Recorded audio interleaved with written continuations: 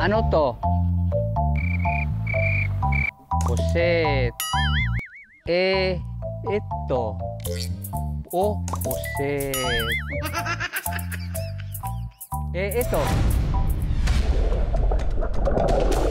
Hindi pusit, hindi opposite. Kundi itlog ng pusit na minumukbang lang daw ng hilaw.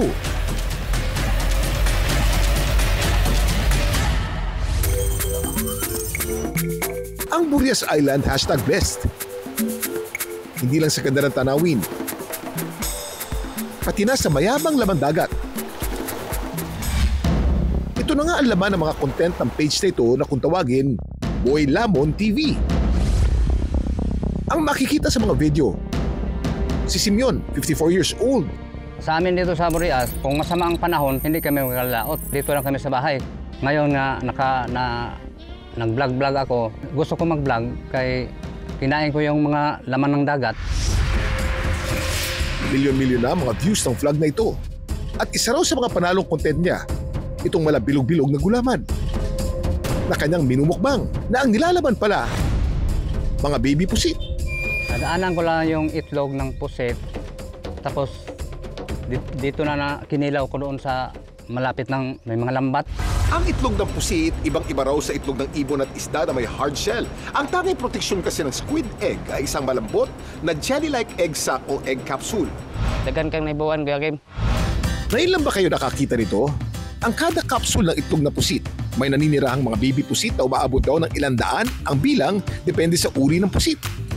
Sa tuwing mangingitlog, namimili ang babaeng pusit ng mababaw na bahagi kung saan may matitibay na bagay na pwedeng kapitan ng kanilang itlog tulad ng bato, corals o damong dagat. Kapag oras na para mangitlog, naglalabas ng itlog ang babaeng pusit at susundan naman ito ng sperm capsule ng isang lalaking pusit para ma-fertilize ito. Kadalasan namamatay ang babaeng pusit matapos nitong mangitlog. Bahagi daw ito ng kanilang life cycle. Ang tanong, worth it bang naging buhay ng mga babaeng pusit? Kung ang kanilang mga itlog ating kakainin. Ang seasonality naman ng pangingitlog ng mga pusit ay depende sa species and temperature, pero madalas ito ay year-round or nangingitlog ng buong taon. Ang mga bagong pisang pusit ay tinatawag na paralarvae na nasa halos 2 milimetro lang ang laki. Pero huwag kayo, kumpleto agad ang katawan nito at meron ding mga galamay. Dami mong alam, Kuya Kim. Dati pa man, sanay naman ang mga tao dito sa isla ng kumakain ng itlog ng pusit.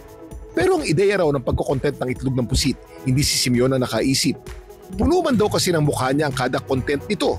Hindi raw talaga siya ang humahawak ng naturang vlog account. Ang tunay daw na Boy Lamon, camera shy lang noon.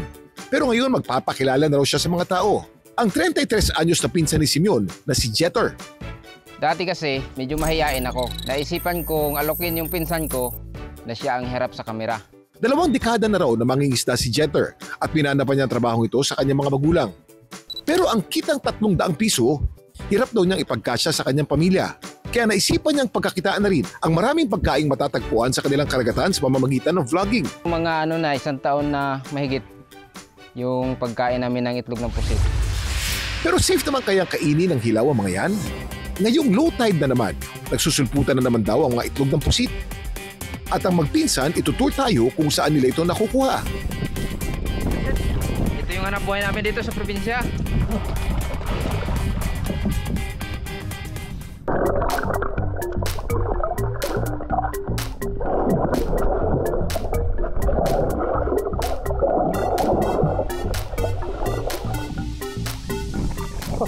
Ito na ang itlog sa pusit, oh. Ang dami.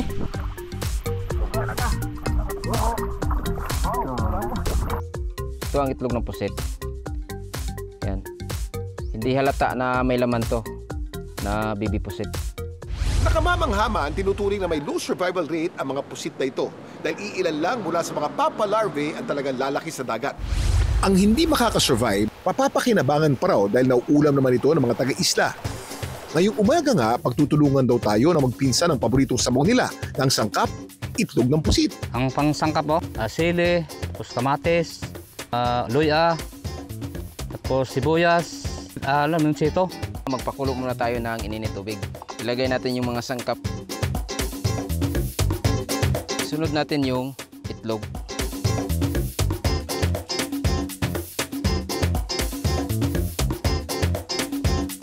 Lagyan ng asin para magkalasa siya. Kapag kumulo na, pwede nang pagsaluhan. Ang lasa niya parang gelatin. Parang maalat-alat. Malambot sa dila tapos maalat-alat. Pero balik tayo sa tanong kanina. Ligtas bang kainin ang itlog ng pusit? Itlog naman po ng pusit ay edible o pwedeng kainin. Ito ay merong mild flavor. Mataas din po sa protina. Mataas din po ang omega-3 fatty acids nito at mga vitamins and minerals. Pero ang pagkakain po nito ng hilaw ay hindi natin lubos na nire-recommenda unless properly processed siya o kaya yung tinatawag natin na sushi grade or sashimi grade at na-freeze muna natin. Kapag inaalagaan natin ang ating likas na yaman, biyaya din ang ibabalik nito sa ating hapagkainan. Dami mong alam, Kuya Ken.